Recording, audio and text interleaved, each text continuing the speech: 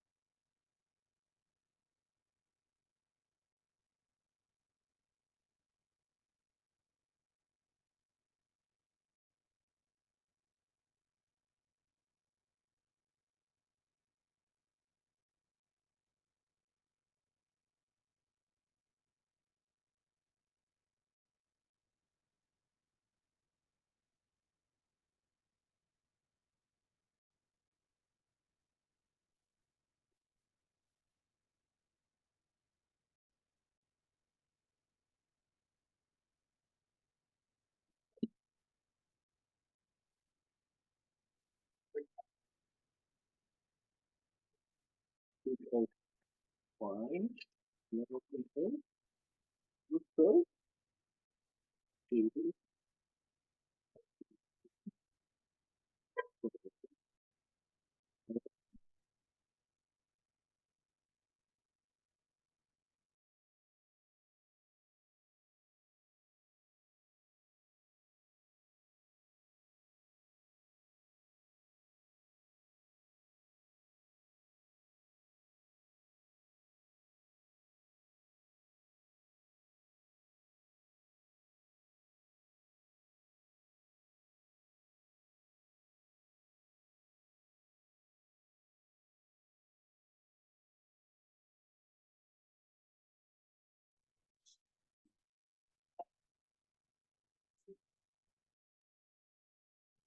Bismillah wa salatu wa salam ala Rasulillah. Welcome to the session, Eczema, and I'm your presenter, Mu'mina Abdullah.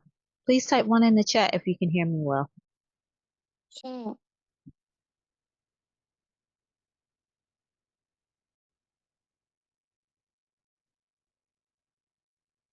Okay, just let me know, where are you coming in from?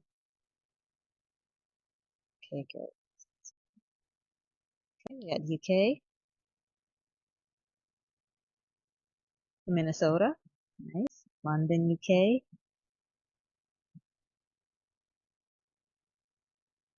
Canada, Dubai, Assalamu alaikum, those in Dubai, KSA, nice. Neighbors, UK,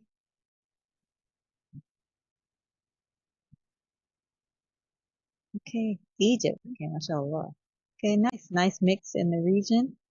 And UK and US, mashallah. So welcome to the session. And if you can, when you come in, just check that your mic is muted. And this session is for sisters only. So if you're in the vicinity of a male family member, please use your mic, your headsets while listening. Okay, we'll get started. So what is your experience with eczema? Just tell me in the chat, what is your experience with eczema?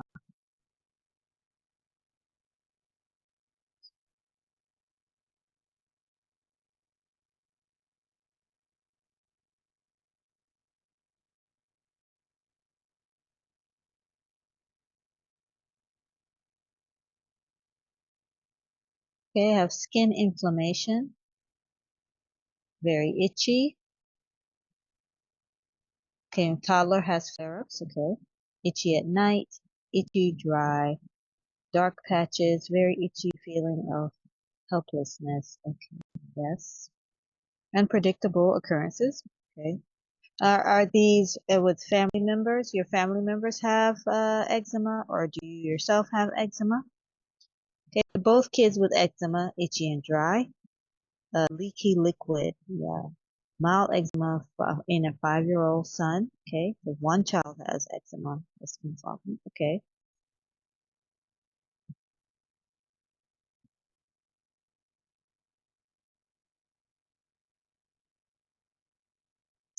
People look at it with disgust. Yes, subhanAllah. My 7-month-old has very itchy eczema patches. Okay, 4 children with eczema as well as myself. 7-year-old daughter with eczema that has gone much better with restrictive diet. Okay, yes. So now we're starting to hit it on the head here. Okay, so here I think a lot of you have either personal experience with eczema, your children have eczema, and you've experienced how other people see eczema. They may look at it with disgust. It may be embarrassing. It can be overwhelming because you don't know where the flare-ups are coming from or what's causing it. So eczema, has an effect on our lives. Okay, myself and 2 children have it. My daughter has eczema and bad flare-ups. Okay, yeah, so we can see here um, how eczema can really affect your life. Like if you were to say in a word, how does eczema affect your life?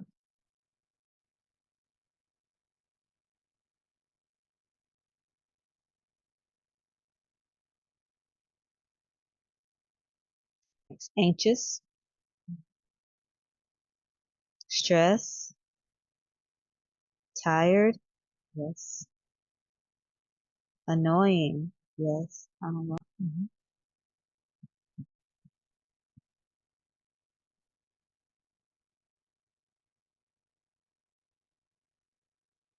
Okay, grateful, yes. What can make you grateful about it?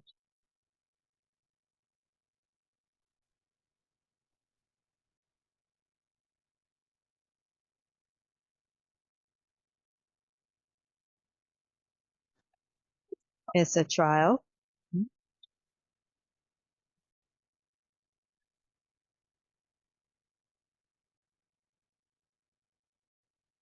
So we can see from your responses that having and dealing with eczema is not just um, it's not just a physical issue that you're dealing with. It has that aspect, but it also has an aspect of affecting you psychologically as well.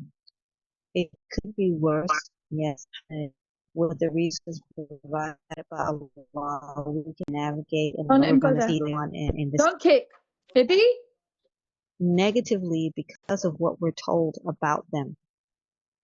But there are also positive aspects, and in dealing with an ailment like this, like eczema, you learn how to take care of yourself.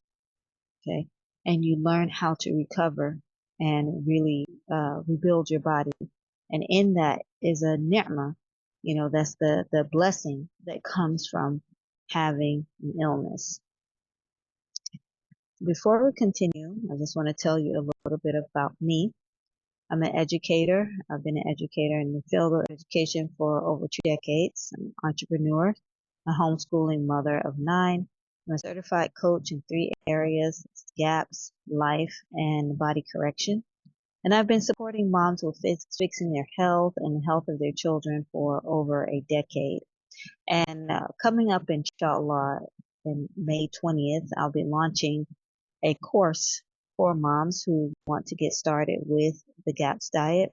So if that's something that interests you, please feel free to DM me after the session and I can give you the full details. It's a course that I had worked on a few years ago, and I went through and I made some changes and had it reviewed by Dr. Natasha and her team. So it's a fully reviewed course that helps moms get started with the GAPS diet without uh, overwhelm. So if that's something you're interested in, please feel free to DM me after this session.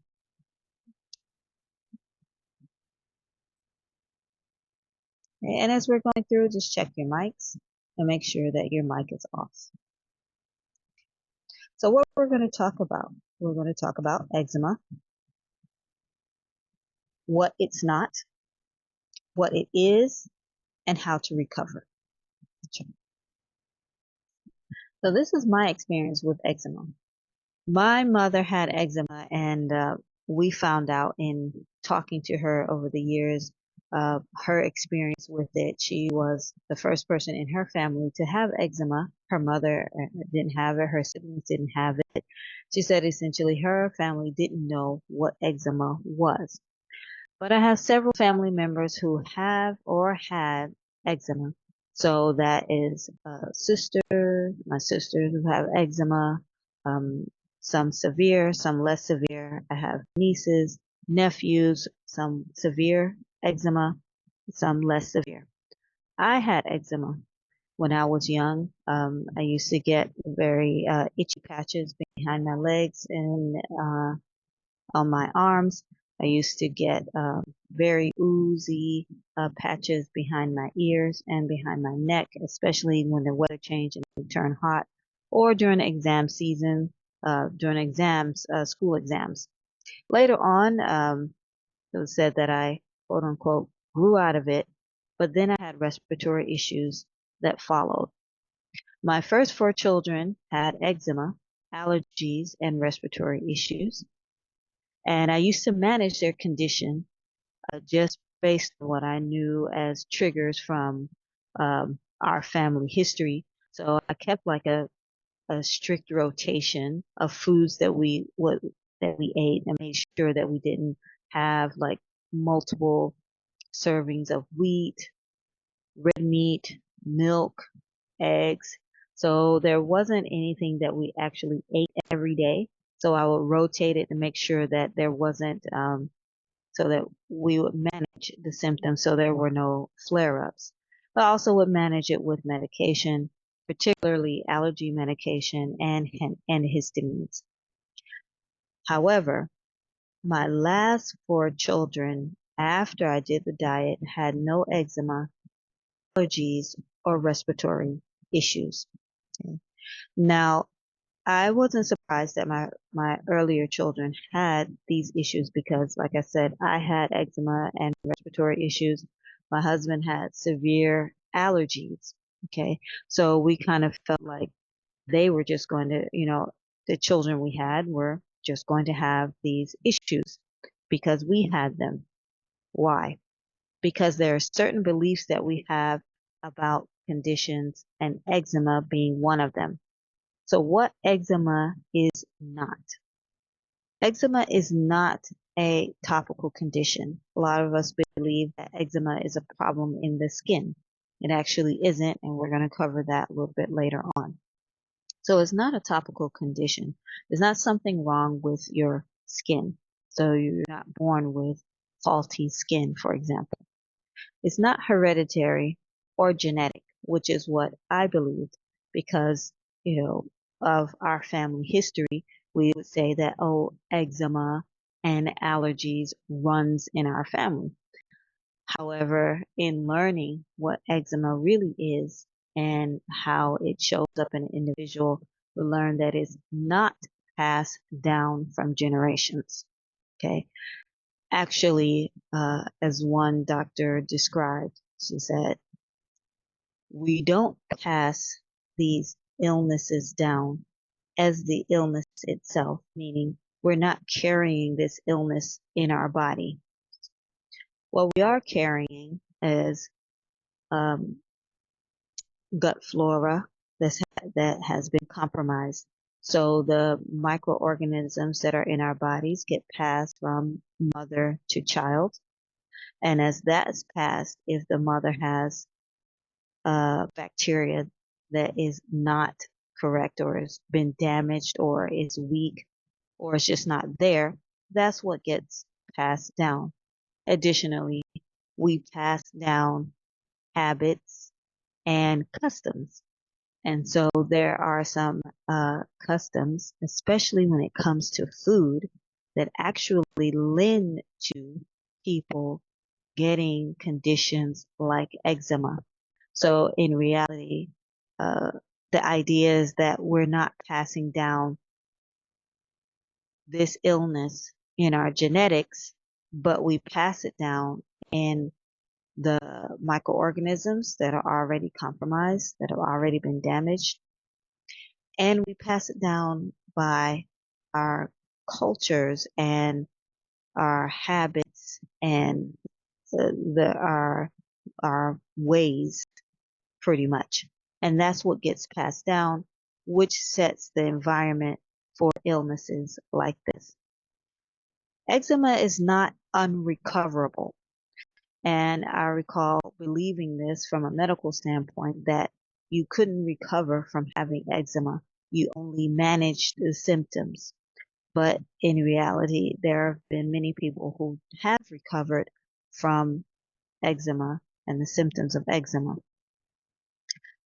Another thing is that eczema is not grown out of. Now, I've seen and know of parents when they have children who have eczema and they're very young, they say, well, just manage the symptoms and they'll grow out of it. In reality, you don't really grow out of having eczema. You might see a lessening of the symptoms, you might see less flare-ups, but the actual illness and the ailment is still there unless you do something about it. So in my case, when I was younger, I had eczema patches, eczema flare-ups. But as I got older, that changed to respiratory issues. So I no longer had eczema flare-ups, but now I had respiratory issues. So in many people, it appears as though they grow out of eczema, but in reality, it turns into a different symptom that is related to the root cause of the eczema in the first place.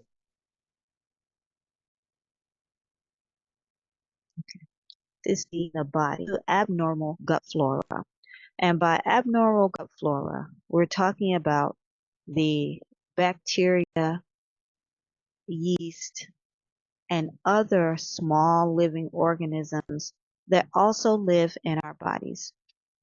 These organisms play a large role in how our bodies function, especially the gut, how we digest foods, how it's processed, and what chemicals are released during that process.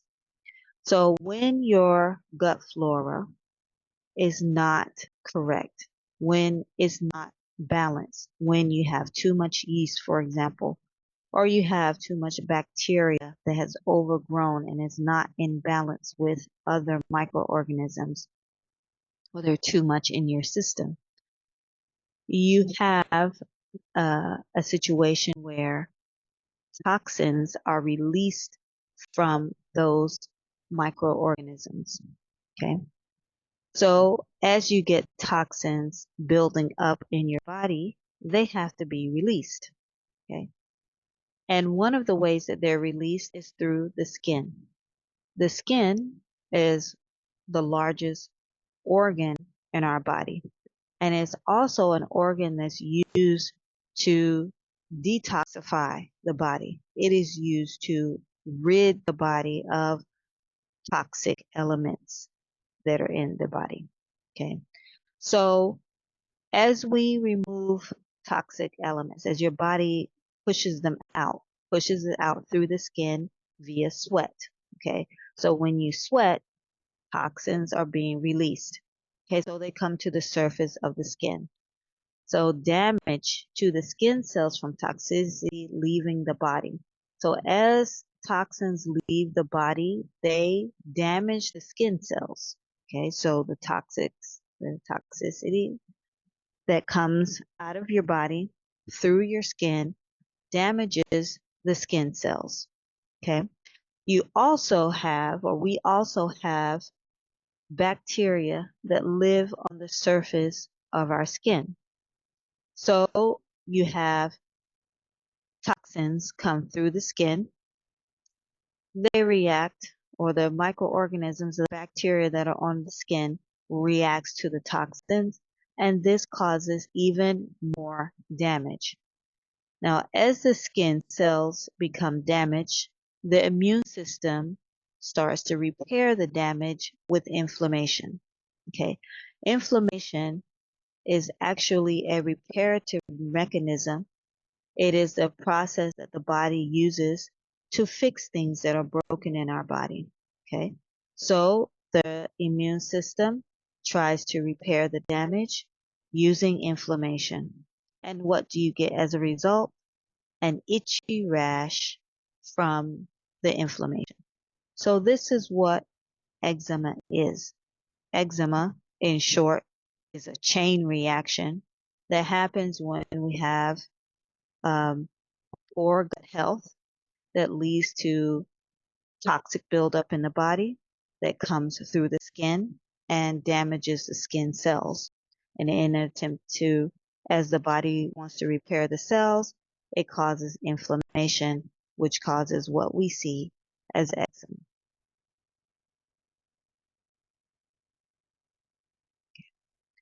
Now, how do we recover from this? How do we recover from eczema?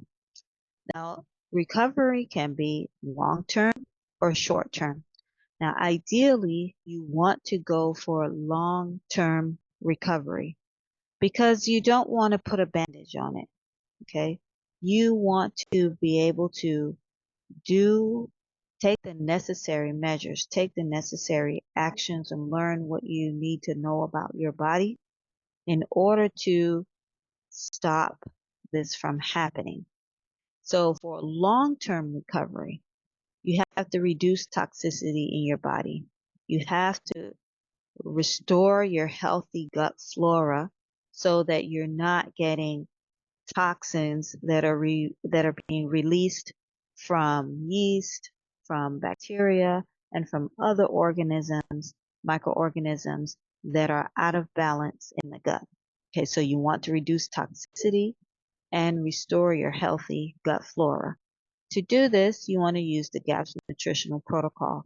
It has been a protocol that has been used to recover the body from many diseases and many ailments that are all linked to poor gut health and poor gut flora. So use the GAPS protocol to get relief long term. Okay. However, if you have symptoms now and you're trying to get relief from the symptoms now, there are some things that you can do to relieve the discomfort of the condition in the short term. So these are all short-term remedies that you can use, but you really want to put in the effort to recover long term. So short term, if you have cracked, open, oozy skin. A lot of times we see this with babies. We see it on their cheeks. Their cheeks turn red and they have these bumps, and then the bumps pop open and have oozy spots. This could happen all over the body as well. As adults, a lot of times you see in adults, they'll have very dry skin that starts to crack, and as it cracks, it opens sores. The sores can get infected with bacteria infection from the surface of the skin.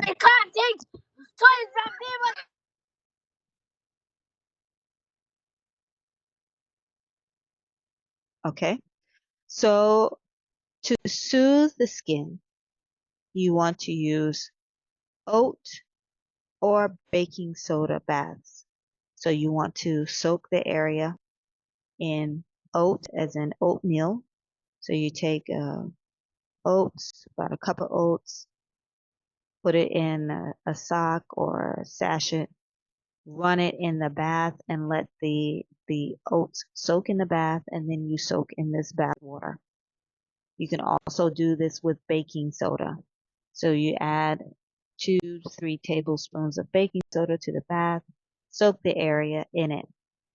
After that, then you can add honey. Okay.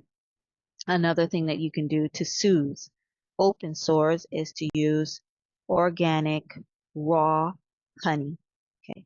So you would put it on just like you would a cream or salve, and then you would wrap it. Okay. You can also use seaweed. So there's powdered seaweed available online using Amazon. You can find powdered seaweed. You mix the seaweed with a little water until it turns into a paste. Put this paste onto the affected area, the area that is cracked or dry, and then you wrap it and leave it on overnight. And then you want to also wear pure fabrics. So this can be organic cotton. Wool is also recommended, but it should be organic and free of chemicals. So you want to use pure cotton, pure fibers or pure fabrics that you wear to help your skin breathe and so that they're natural. You want to avoid wearing polyesters, for example, fleece. These are all synthetic fabrics. Okay. Use natural animal fats or cold pressed edible oils to moisturize the skin. So natural animal fats would be like tallow. You can also use yogurt, sour cream, kefir to soothe the area. And this is beneficial because it actually has beneficial bacteria. So yogurt, kefir, sour cream, they have beneficial bacteria that helps with balancing the microorganisms that are on the surface of the skin. But they can also be used to soothe the area. Or you want to use cold pressed edible oils. This will be like organic, extra virgin olive oil, for example, coconut oil if it's tolerated. So you use these oils after you've taken a bath, and you use the oils on the skin to moisturize the skin. One mixture that is highly recommended is tallow mixed with olive oil. Tallow, which is rendered beef fat or melted beef fat, has the a very similar chemical compound or structure to human skin. So when you use tallow on your skin, it helps to rebuild the cells in your skin. And then you add olive oil to it, it softens it up and actually adds an additional benefit of moisturizing the skin. Okay. So these are things that you can do for short-term relief. Once you've gotten short-term relief though, you also want to start putting in measures to get long-term relief by following the GAPS nutritional protocol.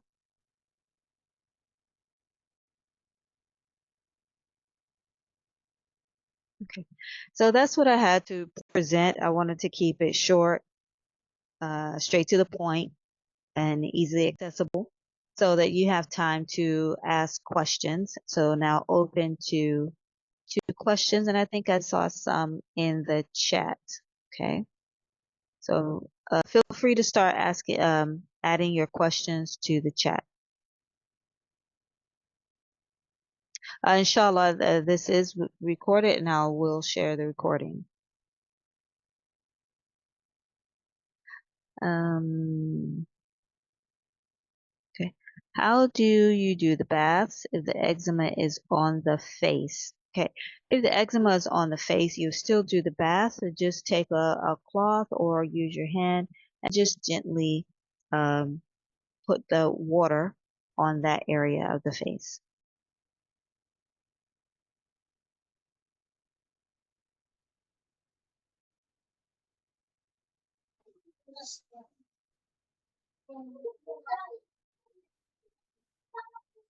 If you would like to open your mic and ask a question, that's fine as well. Okay. I have delayed allergy to dairy. So when I have dairy, I get eczema patches on the face. But now I do. Oh, now I don't. Okay. Why it's not going away? Okay. I have delayed allergy to dairy. So when I have dairy, I get eczema patches on the face, but now I don't. You don't get eczema patches anymore. Why it's not going away?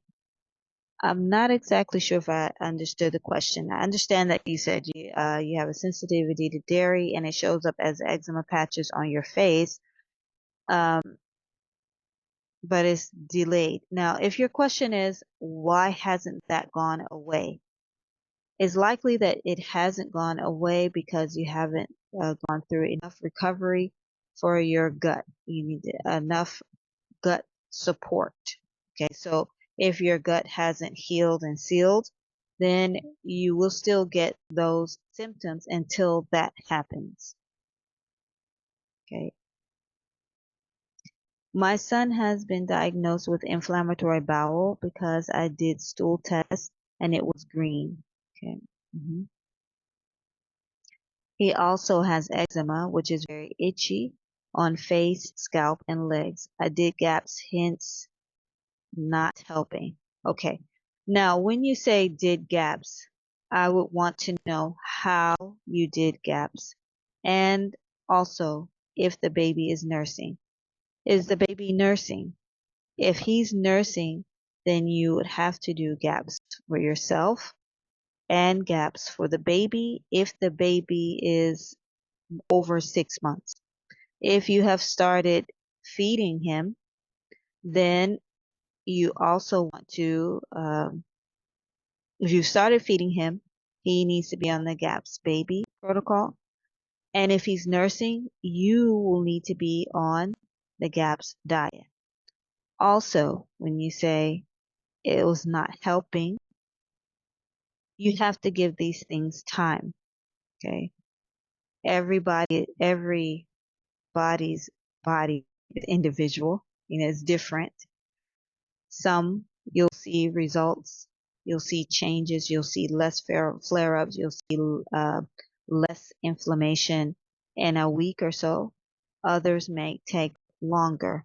So I would like to know more about the situation if you could tell me, or we could have a call to discuss to find out how you were implementing, because how you implement the GAPS diet is going to make a difference, how long you've done it, and what were other things that were going on at the same time to see where you might be able to make some improvements to see results, inshallah. What could it mean if you are reacting to coconut oil and olive oil on the body? You could have a sensitivity to nut oils if you react to coconut oils. With olive oil, check the olive oil. Okay. People tend to react to olive oil when it's not extra virgin cold press, meaning it's not pure. So if you're using an olive oil that's mixed and you have a tree nut allergy, for example, you're sensitive to tree nuts, you could be using an olive oil that's cut with almond oil. Okay. And if you're allergic to almonds, that's going to make a difference. That's going to cause a reaction. So check the quality of the oils that you're using. Even with the coconut oil, if it's not a sensitivity, check the quality of the coconut oil. Again, you don't want to use an oil that might be processed with chemicals or mixed with other oils.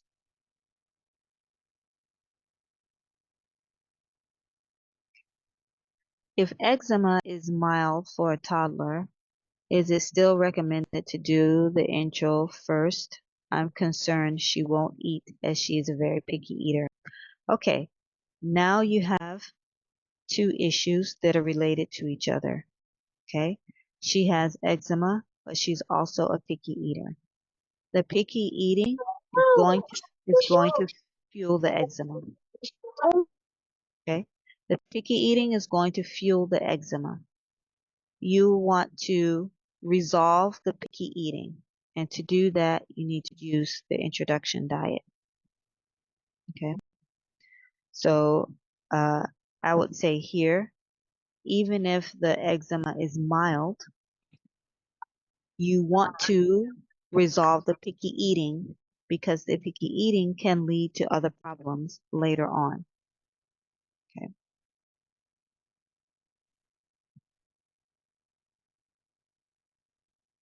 Okay. I wanted to know what can help really dry skin that's very itchy for my 2-year-old other than the baths. Um, the diet. Okay. You have to know what is causing the dry skin and itchiness. It's likely that she's having a reacting to something or several things that she's eating. Okay. So you do the diet so that you can recover your child's skin long term. Okay. And it will help you be able to identify what the actual triggers are, inshallah.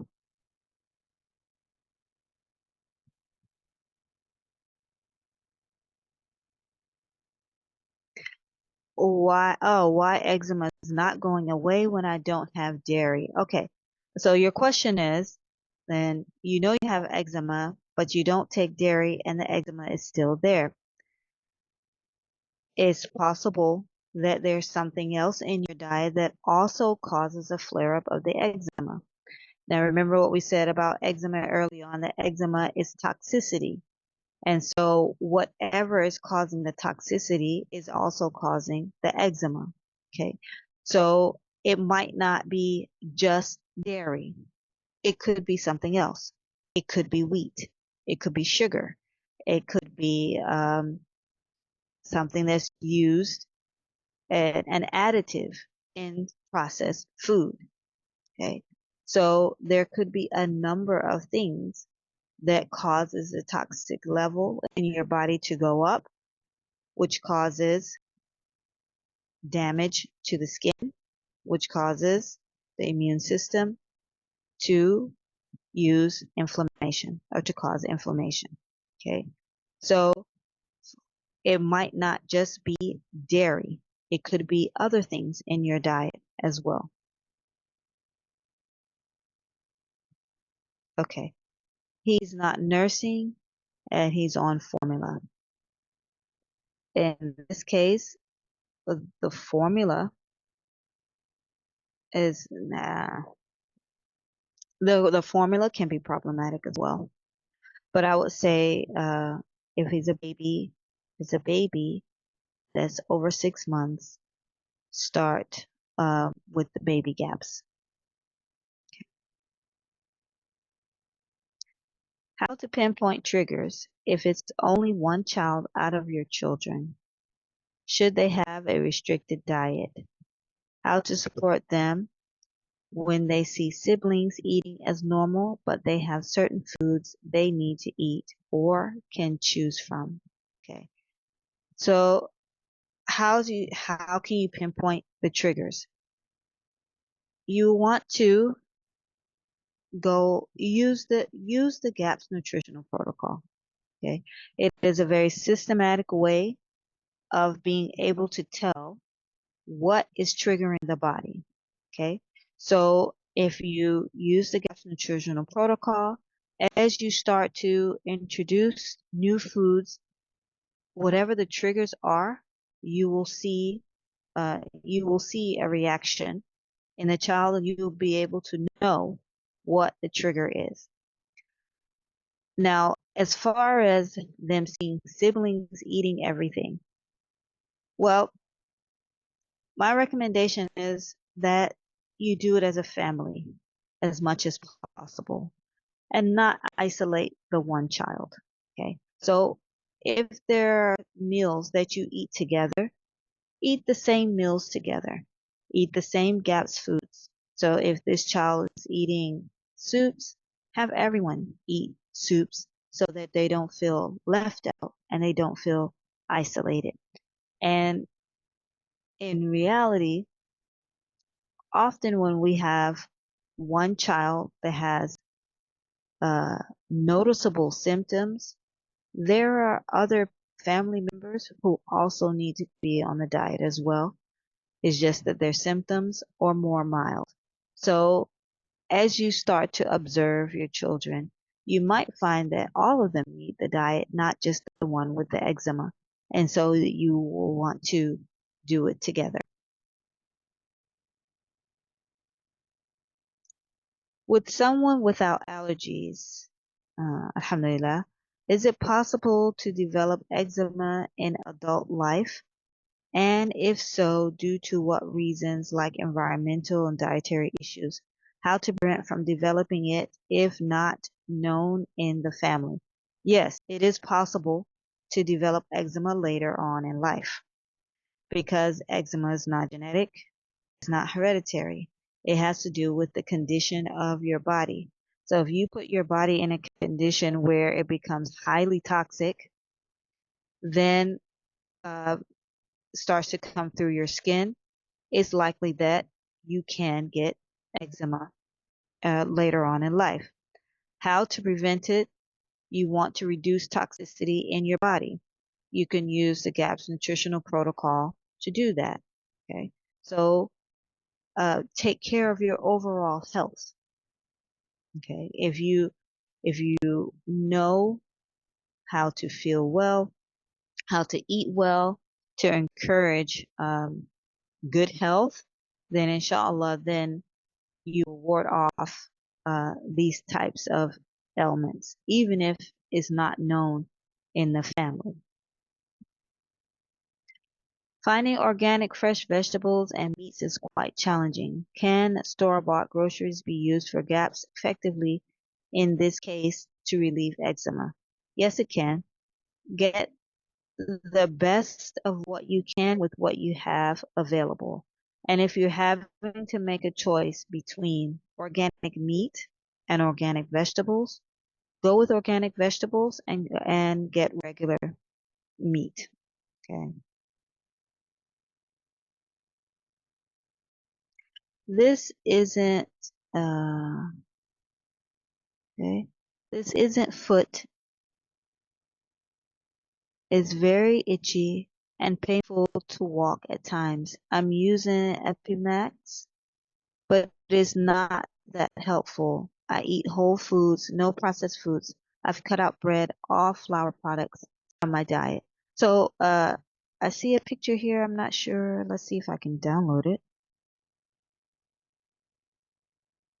This is new. I wasn't even aware that you could actually upload to Zoom chat. So this is awesome. Yeah, hello, it's yes. So I've sent the picture on the group. Assalamu alaikum. Yes. Wa alaikum salam wa rahmatullahi wa barakatuh. Yeah, so basically I've only had this like since last year. Mm-hmm. I've got 4 kids. I mean, I've had no issues. We've got eczema in our family. But this is just like started. I think it's because I live in Pakistan, it's really, really hot. And it's a lot of dust here as well. It started off with just my foot. I had like little spots, and then it just kind of it's just gone on. It's just spreading. all over. Yeah, it's spreading on my foot. I think now it's also happening on my other foot as well. Mm-hmm. So I've showed it to someone in Hyderabad, and basically they've said that it's not fungal and it's not bacterial. It is eczema. Mm-hmm. So they made this steroid cream, like I had a mixture from the chemist, and so I applied that. But as long as I apply it, it's okay. But once I stop using it, then it's just back to square one.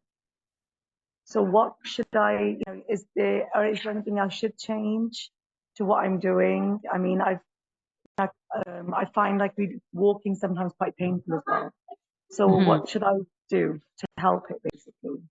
Anything else I can use? Any creams, ointments? Yes. What did you say you cut out? So I've cut out like flour, like processed food and stuff. So I'm not having any of that. I have milk, I have like yogurt, fruits, eggs, and that kind of stuff. How much fruit do you have? Like, see, we'll have watermelon in the afternoon, melons, bananas. It's what, you know what, the regulates, because I've also got irritable bowel syndrome as well. Mm-hmm. I was diagnosed with that when I was about 15 years old in the UK. So I do tend to have like 5 pieces of fruit. So, you know, I've just, consciously, I always do eat good for that reason. Mm-hmm. So, but Okay. I crave sugar. I Mm-hmm. can't. Yeah, that's the only I think that's the only bad thing that I do. Yeah. Okay. Um, According to Dr. Becky Plotner, eczema is related to fungal infections. Okay. Okay. So when I'm looking at this picture, my first thought was that it is fungal, not that Okay. it's not. Okay. So if you're craving sugar, that means Uh-huh. you have a yeast overgrowth. Okay. Okay. So you're going to have to reduce the sugar. Okay. Okay. Short term, I would suggest doing baking soda foot soaks Okay. and then follow it up with tallow. Okay. All right. Okay. You can also put, if you have access to clinical grade clove oil, put I don't know. I yeah, mean, if you have access to clove oil, you could actually boil cloves also and soak yeah. your Okay. feet in. Yeah. Boil Okay. cloves And then soak also. my feet in that. Soak your feet in that. So you want to do Okay. baking soda soak, clove oil, and then follow it up with tallow. Okay. Yeah. And keep it moisturized like that. 1 second. Okay. For the long term though, if you have irritable bowel syndrome, that's a GAP symptom. So Okay. you want to follow the GAPS nutritional protocol All right. for long term. Okay. I also do tend to get yeast infections as well. Is that related then? That is definitely related. Yes. That's all pointing to you have too much yeast in your body. Okay.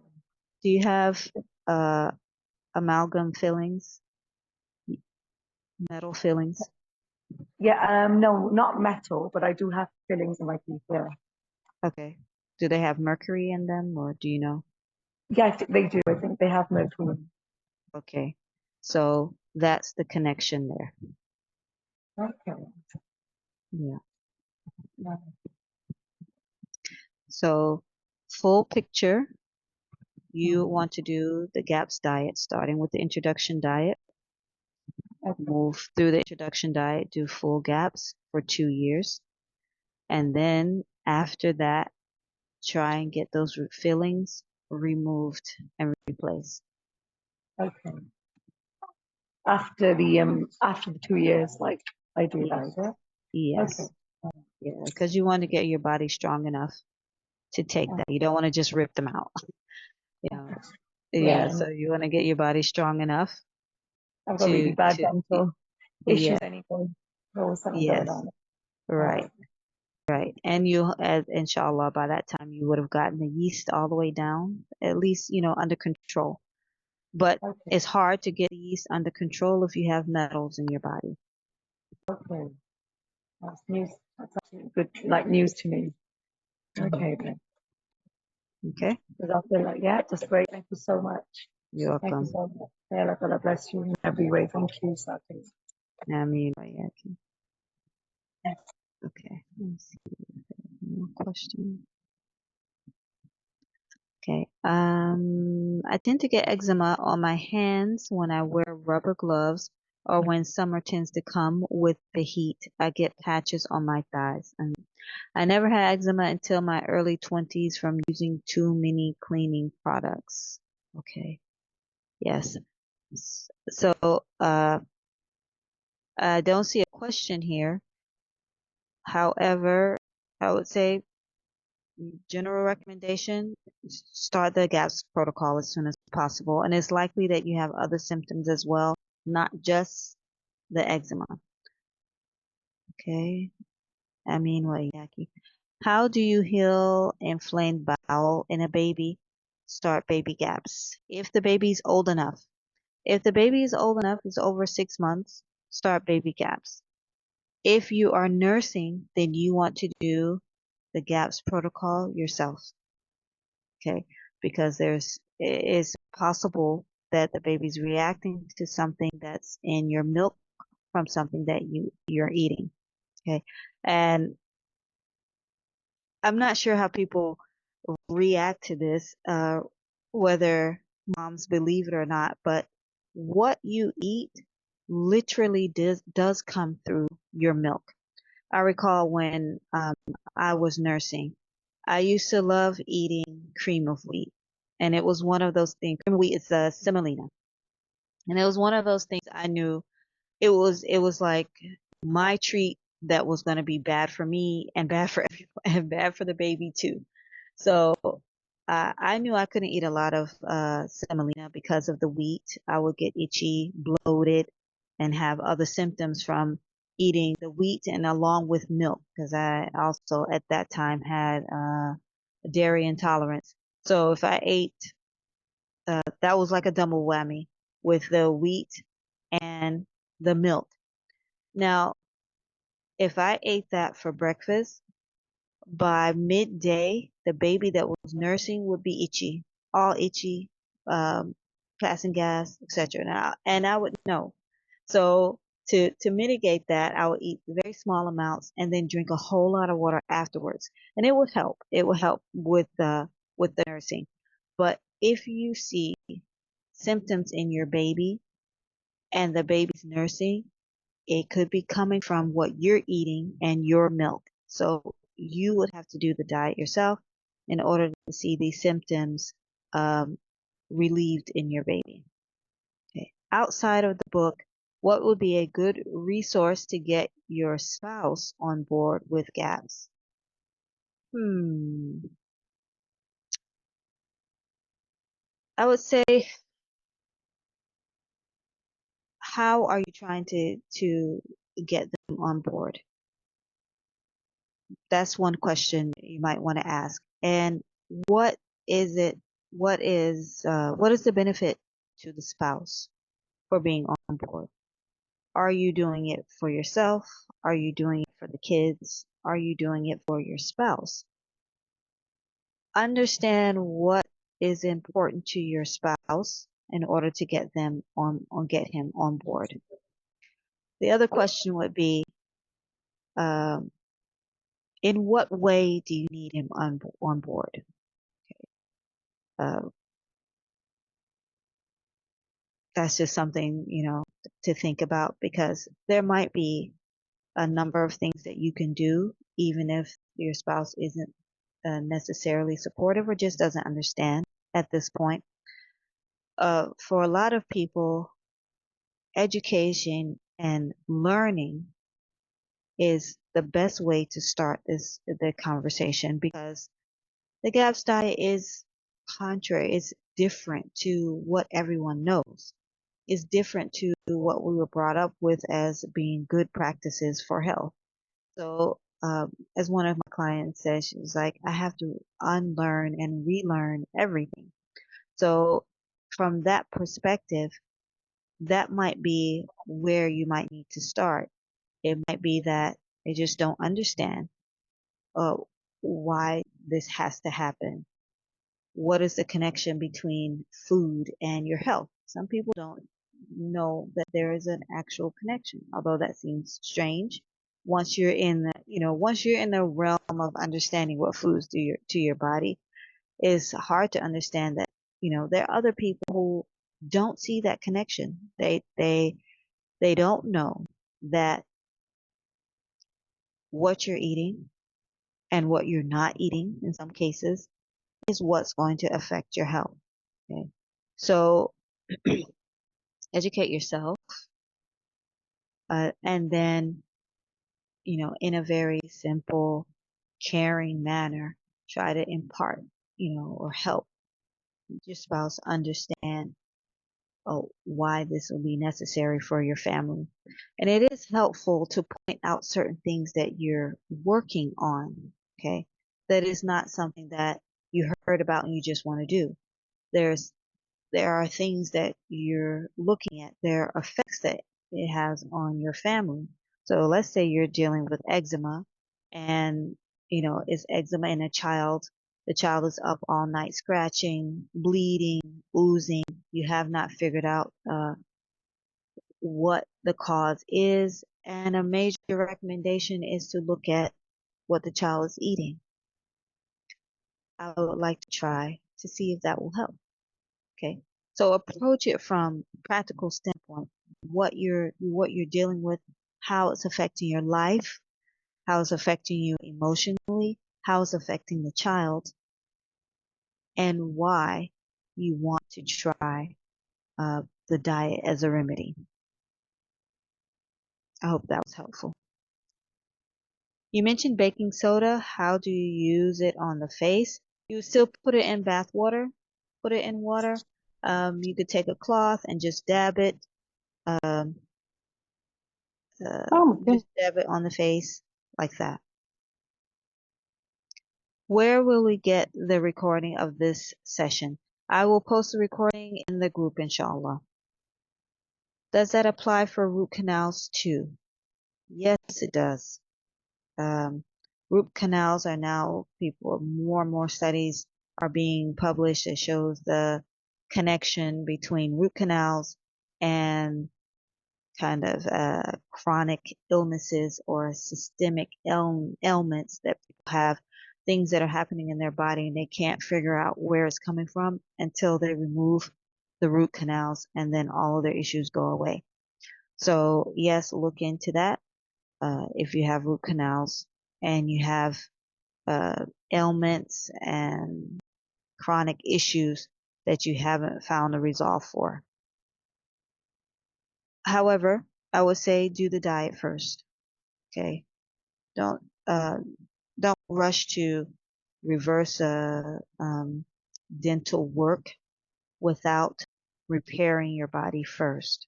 Okay. So in the meantime, do the diet, get your body strong, and then later on consider what you can do regarding the dental work. It might be that once you've done the recovery for your body, that you might not have the effects that could be coming from the dental work. Wallahu a'lam. It says you are right. I do have fibromyalgia as well. Just recently diagnosed with stenosis. Subhanallah, may Allah grant you good health. Yes, start the GAPS protocol as soon as possible. Okay. If I start GAPS diet for my nursing baby with eczema, typically how soon can they start to feel better? Everyone is individual. Working with clients, many clients see changes and they see relief within the first 2 to 4 weeks. For a baby, it could be even faster.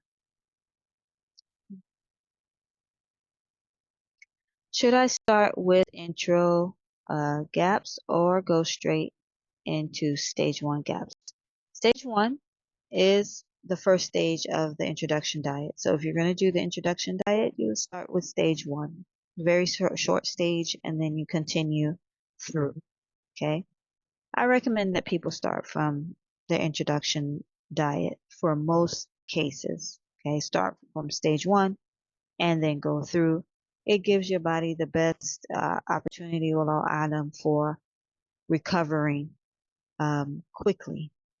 Now, if you start at other stages, you will see changes, you will see improvement, but it's slower than starting with the introduction diet. What is best probiotic which isn't dairy? To make it yourself. You want to make vegetable ferments like cabbage tonic, sauerkraut, beet kvass. Those are all dairy free. because you can make them. There's some recipes that say make them with whey, but you can make all of them without whey. So your best probiotic is going to be the vegetable ferments that you make yourself because they are live and active. Okay. When fasting Mondays and Thursdays, my bowel movement changes compared to the days in between where I don't fast. Since the day is getting longer, the day is getting longer, I can only fit one meal at night before bed. How will gaps help with bowel movement if I have constipation? Currently, fruits are helping me with bowel. I have to pause that now. You will be introducing foods on the GAPS diet that help with bowel movement. Stock, for example, helps with recovering the gut and restoring that function of movement. Okay. And you will also be introducing other things. You also have vegetables, okay, that you will be eating on the GAPS diet that will help with movement. Ferments help with movement. So although you're going to be pausing fruits, okay, you will be introducing other foods that will help with your with constipation and moving the bowel. How long does each stage last for? That's very individual and depends on how your body reacts to the foods at each stage. So that's not a question that has a direct answer. The only stage that has a time limit is the first stage is 3 to 5 days, not longer than that. As for the other stages, it really depends on your body and how your body reacts to foods. What is your best tip for being able to stay committed to such a strict diet for 2 years? Experience it. Okay, that's my tip. Firstly, know why you're doing it.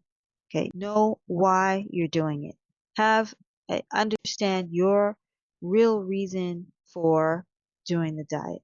Okay, that should be what drives you.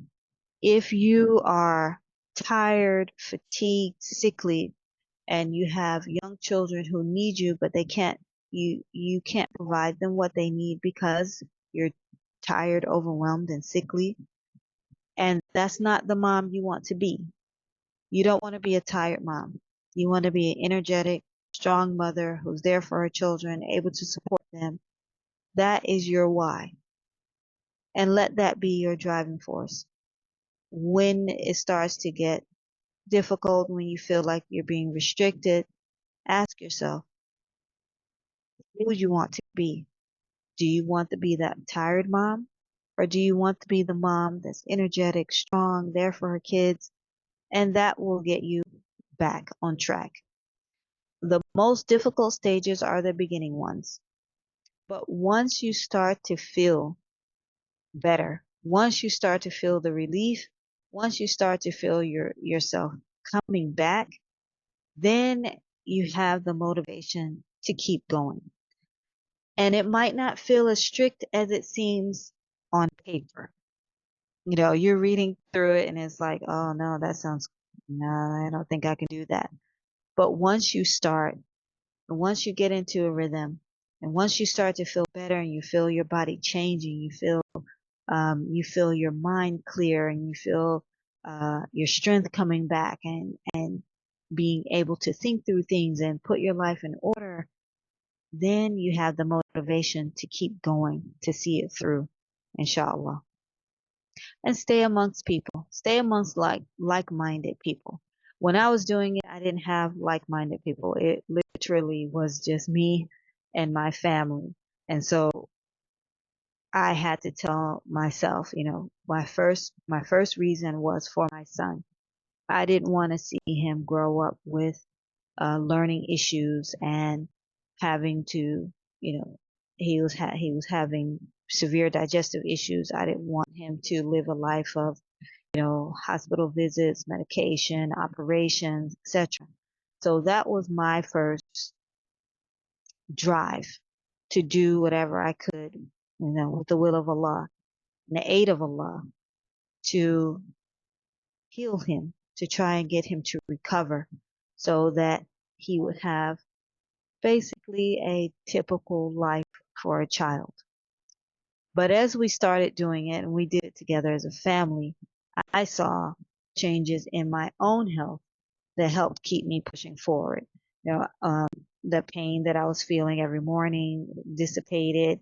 My hormones started to balance. Clarity, mental clarity, all of these things started to come, and I was like, okay, so this is real. This is what I want. This is the direction I want to go in. And so it just kept us all moving forward. Alhamdulillah. So I hope that helps answer your question. But just jump in. Really, don't look at what's, written and say, oh, I can't do it. It sounds so hard. You have, by the will of Allah, you have a better life ahead of you if you can do this. Okay. When you do this, think of it that way. When I do this, I'm putting myself in a position to have better than what I have now, if Allah wills. Okay. Start with that thought and then move forward and get support. Don't try to do it alone. Okay. I know what it feels like to do it alone. I don't advocate people to do that. I advocate for people to, be on the GAPS group, like many of you are now. Get a GAPS coach. Contact me. Tell me you need help, and we can work something out. Join a course. Work. It's a group course that you'll be with other women who are on the same journey, learning the same things, working through the same things. Okay, that also helps keep you motivated to keep moving forward, inshallah. If I'm on GAPS and get pregnant, how will this affect my pregnancy? If I'm on GAPS, especially with cravings and usual first trimester symptoms, it might be that you find that your pregnancy is better than previous ones. Okay.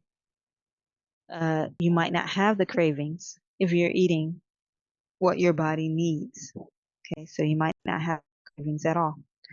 You might need to do some adjustments depending on where you are on your GAPS journey. You might just do some adjustments, but still stick with the diet. But I would say it has the potential to improve your pregnancy, and not the opposite.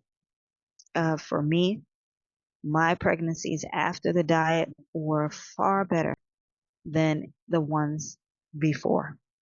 Okay. So once you support your body and it gets what it needs, you might find that these things that you're concerned about are not there. What kind of adjustments during duration of the stage? No adjustments. Let's say, for example, you're starting off in the introduction diet and you find out you're pregnant. Our recommendation is that you do the full GAPS diet when you're pregnant. Although you can do the introduction diet pregnant, there isn't a problem with that because it is nutrient dense. You'll get all the nutrients that you need. But the general recommendation is to do full GAPS. So adjustment would be if you had taken fruit out, for example, you might introduce a few pieces of fruit. Or let's say if you had taken lentils out of your diet, you might, have a serving of lentils for breakfast or something like that. So those would be, minor adjustments.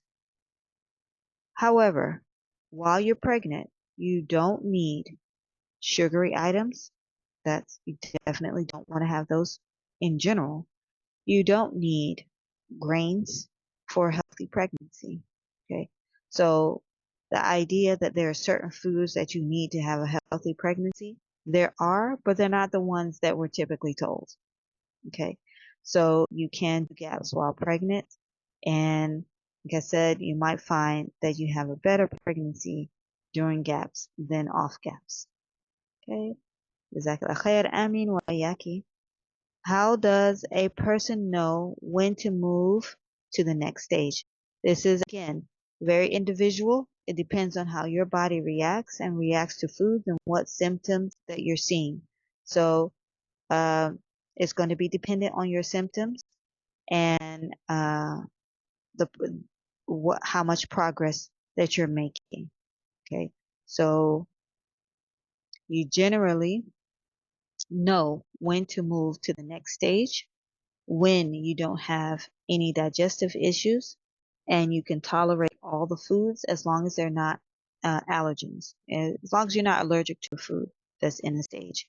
But if you can tolerate all the foods and you don't have any digestive issues or psychological issues still happening, then you can move to the next stage. But you don't want to rush, okay? Don't rush through the stages.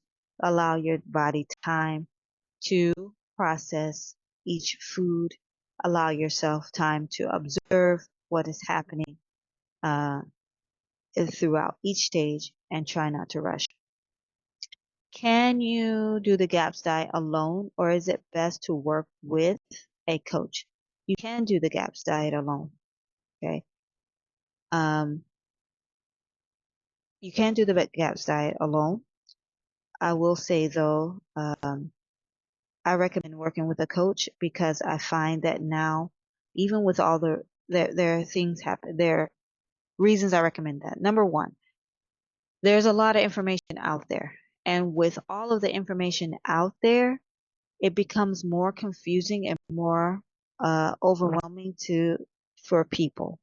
So to know exactly what to do is easier to work with a coach because this is a trained professional.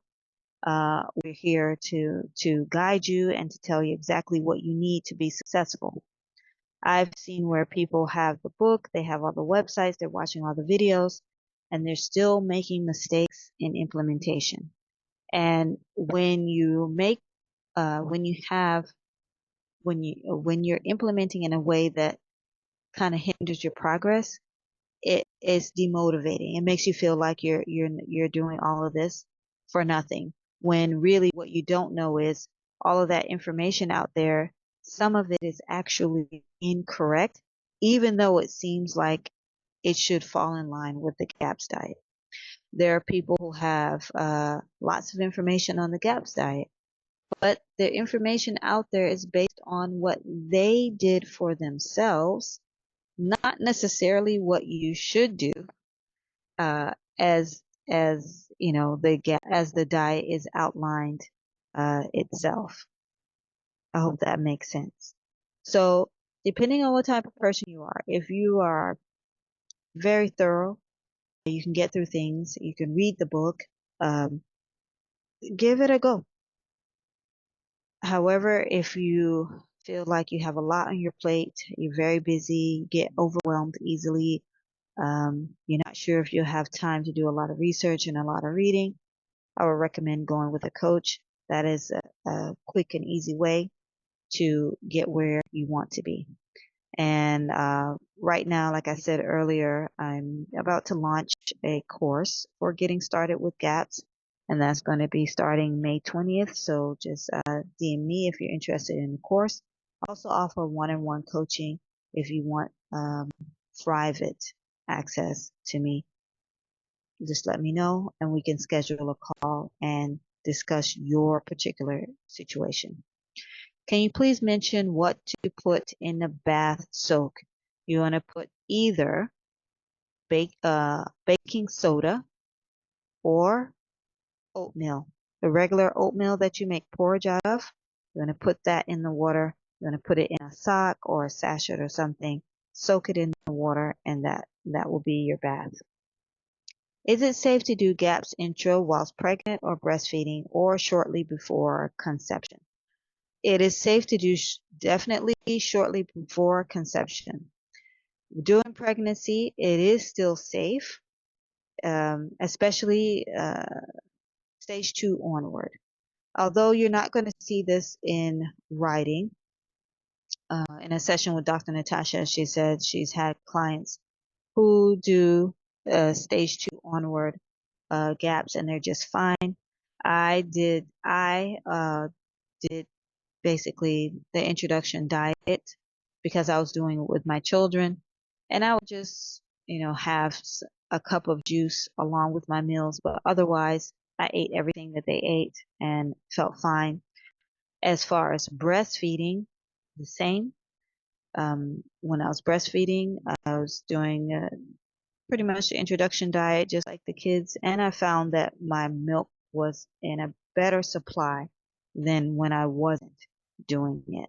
So it is safe, but you want to keep it slow.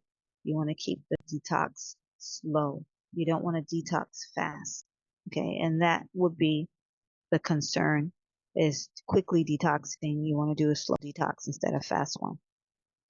Where do I get a whey starter for cabbage tonic? I will say first, you don't actually have to have whey to make cabbage tonic. You can make it without the whey, just double the salt. Secondly, if you want to make it with whey, you just take homemade yogurt or a good quality yogurt from the grocery store that doesn't have like fillers and carrageenans and things like that in it, and soak it. So you're going to put it in a cheesecloth over a bowl and let it drip. The liquid that drips out of the yogurt, that's going to be whey that you can use to ferment with. I'm not familiar with the brand, but check if it's a full fat yogurt that doesn't have anything else in it but a culture. Then you use that, put it in a cheesecloth and just let it drip. The liquid that comes from it is whey. Does a baking soda brand for the bath soak matter? Not necessarily. You just want to have it like food grade. You don't want to have aluminum in it. So you see some brands now say aluminum free. So any baking soda that's safe for eating should be safe for the bath soak. How do you keep a detoxification slow on gaps?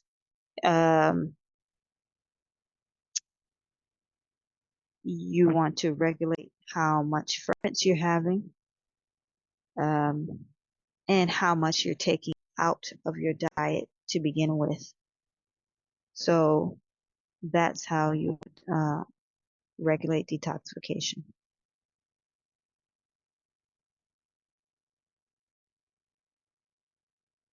Okay.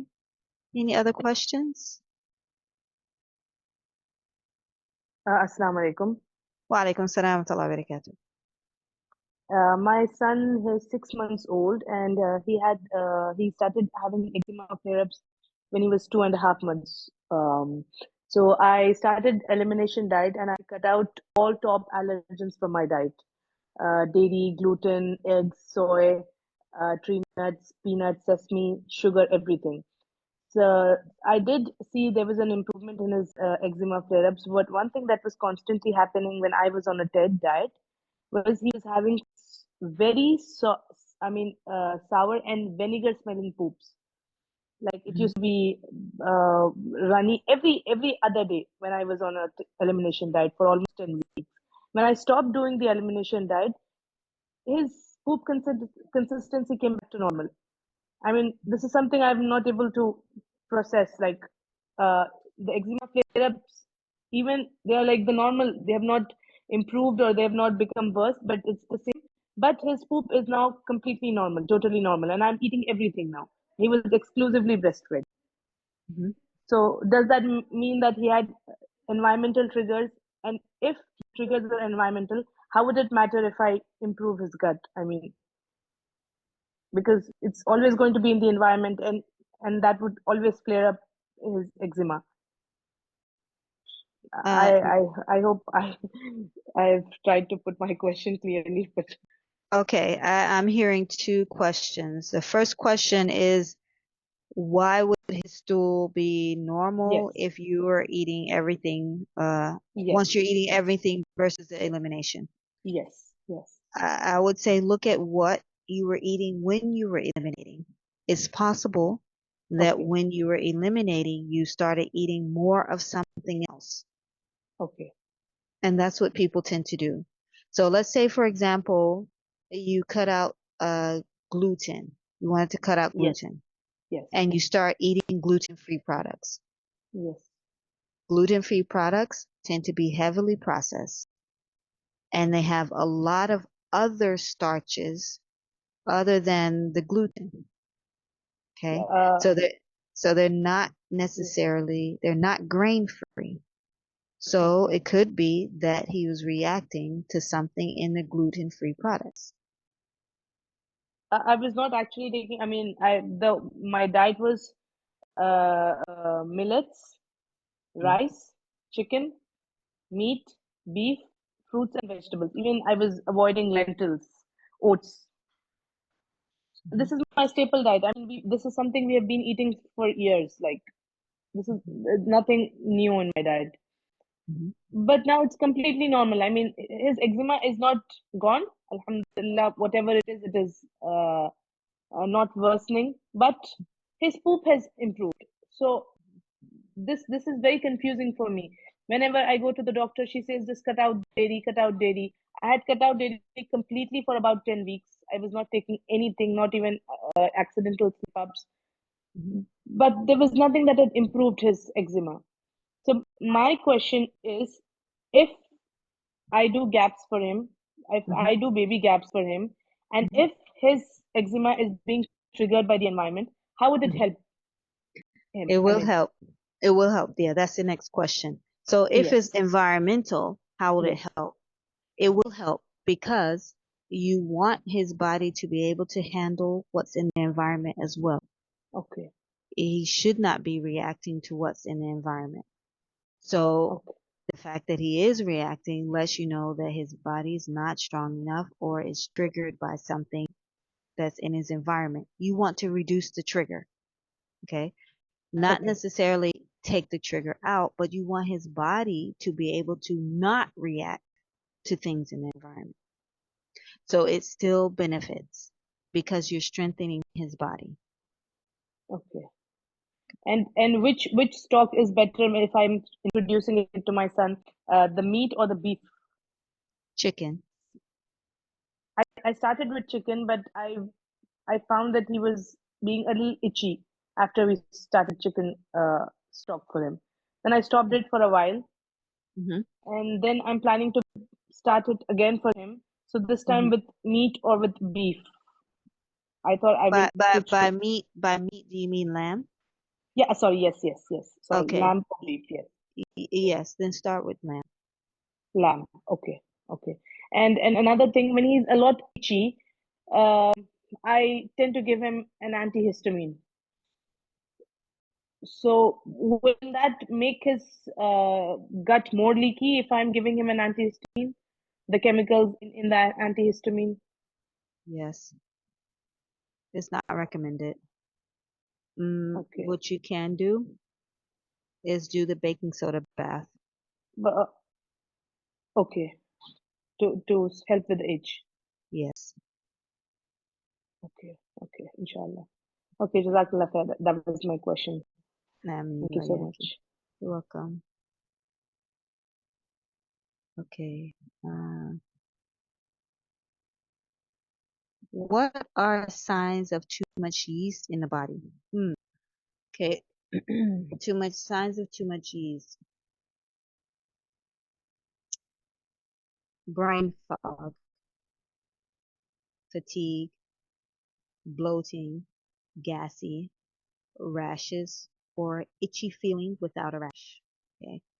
White tongue, frequent yeast infections in women, and even in men as well. They can also have it, but frequent yeast infections. These are all signs of yeast overgrowth. What is the issue with beef versus lamb for baby gaps? Uh, it's not just for baby gaps. Each stock is different. Uh, the mildest stock tends to be chicken. Fish is also mild, but we introduce it later. beef versus lamb. Lamb is an easier meat to digest than beef. So it's the matter of how easy they are to digest. For how long should we soak the baby in a detox bath? Start with 10 minutes. How about Epsom salt? Can they be used for detox baths for baby? No, not Epsom salt. You can use baking soda, uh, Himalayan salt, um, apple cider vinegar also. What you said about gluten-free products. I missed what you said about gluten-free products. Do you not recommend them and why? No, I do not recommend gluten-free products because many gluten-free products are highly processed products. So you have to process the grains in order to get the gluten out. Also, many gluten-free products use other starches to make the product. So they might take out wheat, and a lot of them aren't actually wheat free. So if you have a sensitivity to wheat, some gluten free products still have wheat in it. They just remove the gluten. But they will use other grains like rice and oats. Rice and oats also still has gluten, it's just a different kind of gluten. And then they will also put in things like tapioca starch, potato starch, and all other type corn starch. Corn is also a grain. So gluten-free products take out one ingredient and then introduce a whole bunch of other ingredients that you might not eat normally anyway. So things like xanthan gum and agar agar to make it sticky because they've taken the gluten out, but you still have to make it sticky to make this product. So they'll have other things in it that you might not necessarily eat and you could have a sensitivity to. And in general, it's a processed food, so it's going to have preservatives, etc. Why should Epsom salt not be used? I've read that it's not recommended for children until the age of 3. Is there a way to tell the best quality Himalayan salt from the labels? That will have to be researched. Not that I know of. I just look for organic Himalayan pink salt.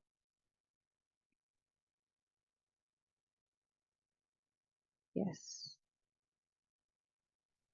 You said something about fungus in relation to eczema earlier. Can you expand? Yes. In short, eczema is related to yeast. Okay. So it's related to yeast. So if you have yeast in your body and you have eczema, they're going to feed off of each other.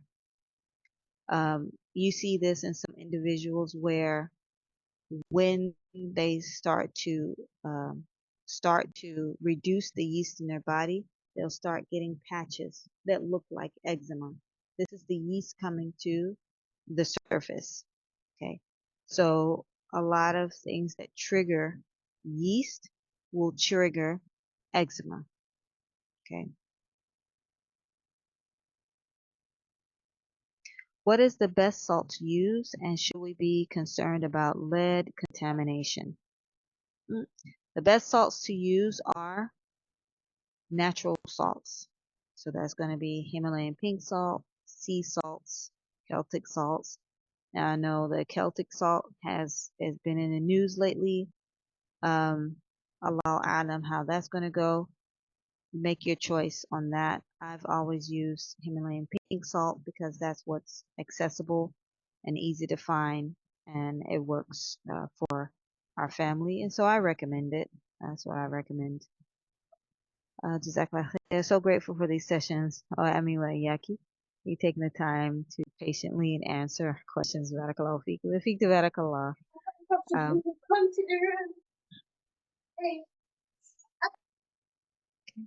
So for someone with yeast issues who doesn't have the means to do the GAPS diet, what do you recommend?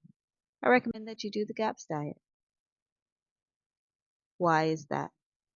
I would say take a good look at your expenses and really assess whether or not you do or do not have the means. Uh, in my experience, there's always a way. There's always a way to be able to eat better and improve your health. Okay. When you start to really assess your groceries, what you spend on, you can start to take out and take out things that you don't need to spend on and use that money to purchase better quality food. Sometimes better quality food is actually cheaper because it's not what people want nowadays or is considered a waste product like um, fat from meat is now considered a waste product because nobody wants fat on their meat. Um, so these things can actually be cheaper than buying commercial vegetable oils, for example, because these products have to make a profit. So look at your life, your spending, your finances, and see where you can fit things in. One of the things I noticed that happens is once you take grains and processed foods out of your daily shopping, that frees up a lot of funds. A lot of people don't take into account how much they actually spend on snacks and grains. Cereal, for example, if you calculated it per kilo, it's actually very expensive. So taking out grains, taking out snacks, these types of things, then you use those funds that now that you freed up and you use it to um, buy your meats, buy your vegetables, consider going to farmers markets. Things can definitely be cheaper at a farmers market than buying it from a regular grocery store. Consider buying in bulk. Consider getting a group of people together. If you all have the same goal and you want to buy something in bulk, but you can't do it by yourself, consider getting a group of people together so that you can buy in bulk. My point here is make your intention, and Allah subhanahu wa ta'ala will facilitate it for you. Inshallah.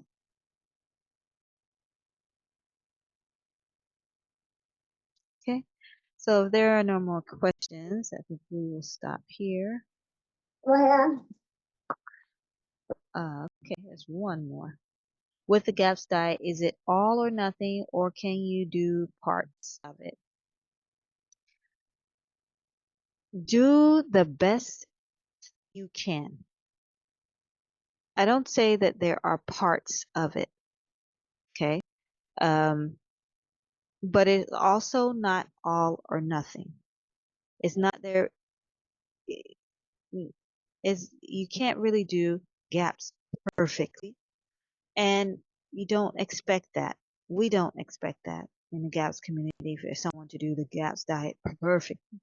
But you do the best that you can with what you have available, what you have available of resources, what you have available of energy, what you have available of support. Do the best of what you can with what you have.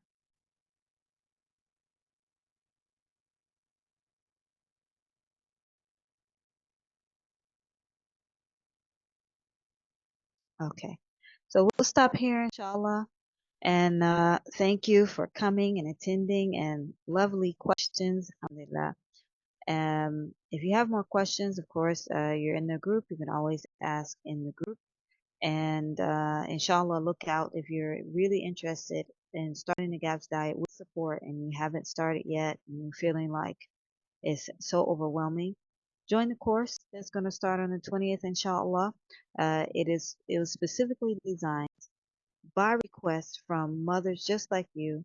They're on the GAPS group and they came to me and said, what could you put together for us, so we can get started without, feeling confused, afraid, overwhelmed.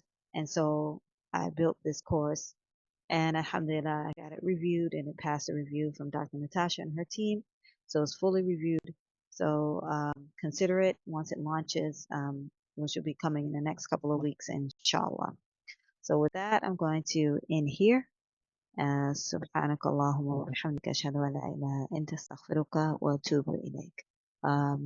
Could you please post the group link? Yes. 1 second, please. Just saw that question.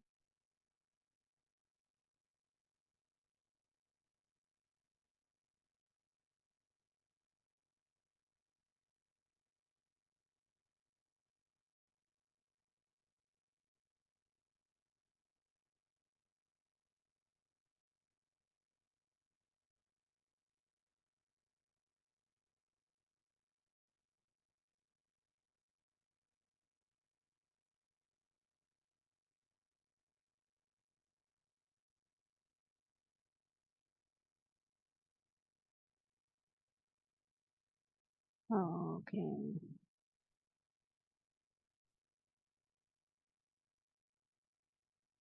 It's taking me a minute to get this. Where's group? There we go.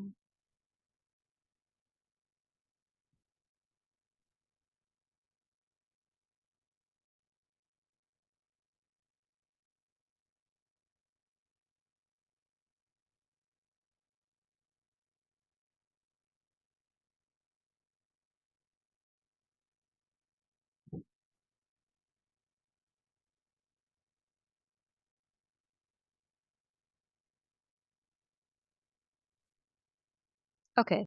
Can we see the group link?